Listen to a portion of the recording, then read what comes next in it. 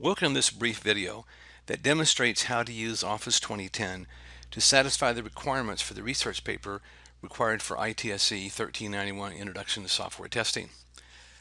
First, we're going to demonstrate how to put section headings in that will automatically create a table of contents. So to begin with, you start typing the section names. So we'll call them main section 1, main section 2, and main section 3. And then underneath main section 1, we'll add subsection 1, subsection 2, subsection 3. Under main section 2, we'll put subsection A, subsection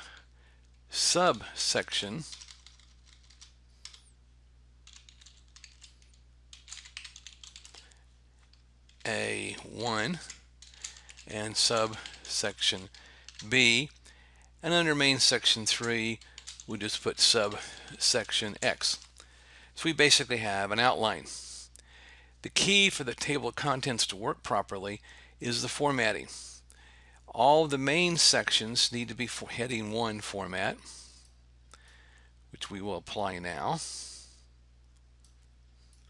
All of the first level or first subsections are heading 2.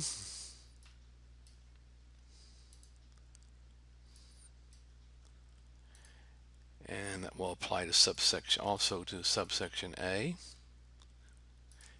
subsection B, and subsection X. Finally, the subsection, or the third level of indent, if you think of an outline, is heading 3. With that, we can now create an automatic table of contents. Insert a blank page, put the cursor at the top of that page, go in to click on References, click on Table of Contents.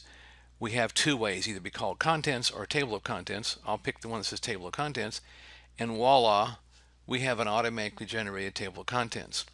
If we edit the document and the page numbers change, we merely have to come back to Table of Contents, click on it, and where it says Update Table, click on Update Table.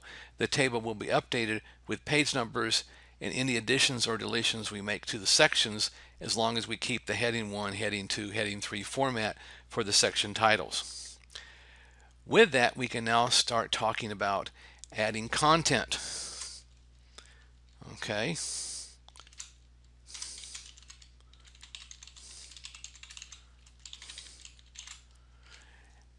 And I'll just go ahead, for the sake of typing, copy this. Say subsection content goes here.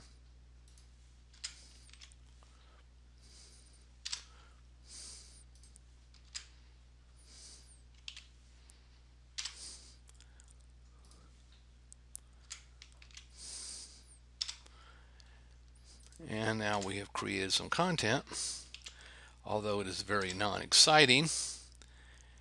And we'll call this the subsection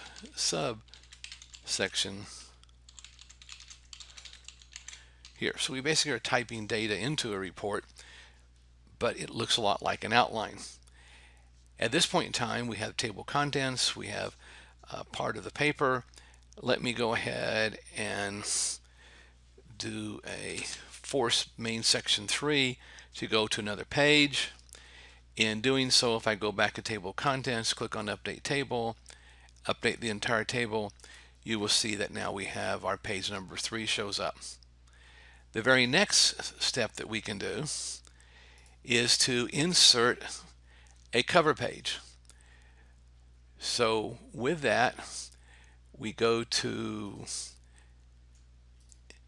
Insert and then Cover Page, and we'll pick a format and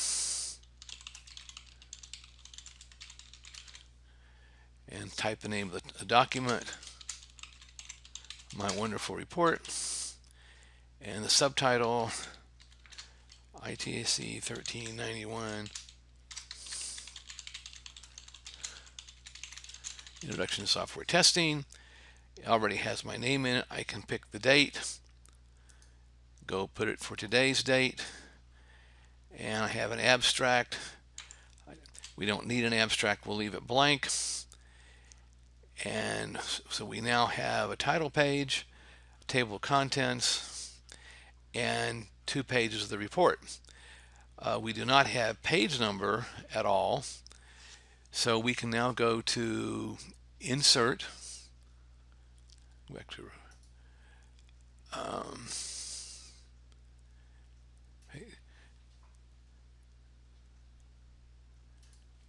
Insert page number.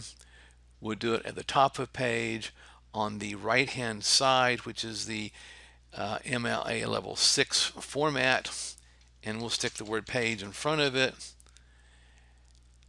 And at that point in time, we now have our page numbers added to our pages. The only thing left are where we put references to sources where we found material, which will then automatically allow us to create a bibliography. So I will go to the end of this section where subsection content for subsection 2 goes, go back to references, and I'm going to insert a citation. This will be a new source, and we'll say that is a website. We'll say the author is unknown. The name of the web page, how to do software testing. I don't know if this page exists or not. What's important about a website is you want to indicate the month, day, and year you accessed it.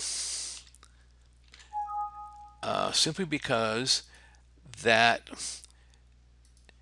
web pages are not always there. And the URL, http://.howtotest.com, totally made up.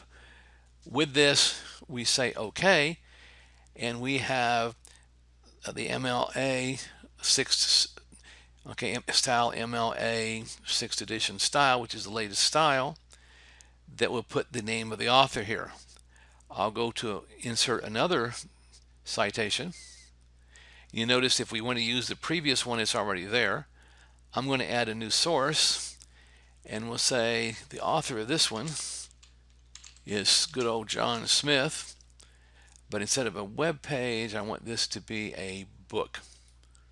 Make this a book from John Smith, title, How to Do Software Testing, that it was a 2010 copyright. It was published in New York by a publisher we'll call Random House. So we now have a reference to a book. I say OK, and we see Smith. Now we're missing the bibliography. This winds up being the easy part. If you notice, under references, we have bibliography. I click on bibliography. I need to have works cited or bibliography, whichever one it to be called. I'll click on bibliography, and it just created the bibliography for us. However, it did it in the middle of the document. So we'll go down here and insert a page at the end.